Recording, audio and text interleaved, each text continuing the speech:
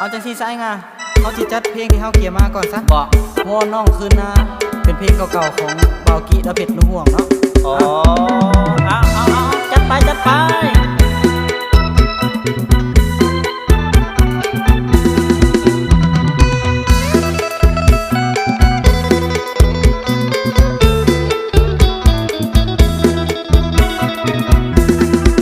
สายลมหนาวพัดโชยบอยโบกมา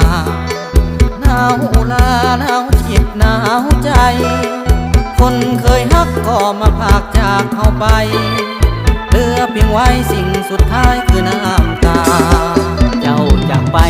อยู่ไสบ่ฮู้ข่าวหรือว่าเจ้าคือเขาหลอกออกไปขายโลกาภิวัตน์ยุคนี้อันตรายพวกผู้ชายหายกว่าเสือเนื้อกว่าสิงอย่าหมดแดงตายย้อนวังน้ำอ้อย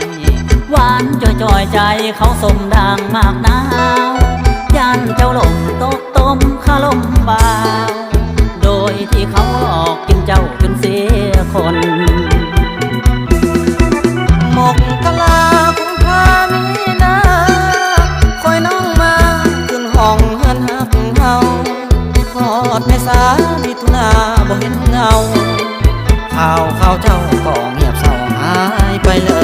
ยลงกลับมาคนดียังคอยเพื่อนลังน้อยยังคอยเจ้าเต่ากับมันคืนมาสร้างบ้านนาเฮาเป็นสวรรค์จงกับหันคืนบ้านนาบ้านเกิดเฮาจังไหนก็ฝากกดไลค์กดแชร์กดติดตามให้ในเด้อพี่น้องฝั่งลาวฝั่งไทยทางช่อง YouTube ลองสตูดิโอ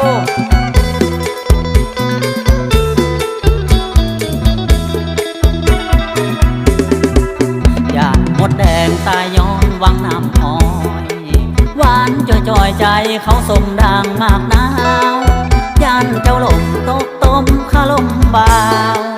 โดยที่เขาหลอกกินเจ้าจนเสียคน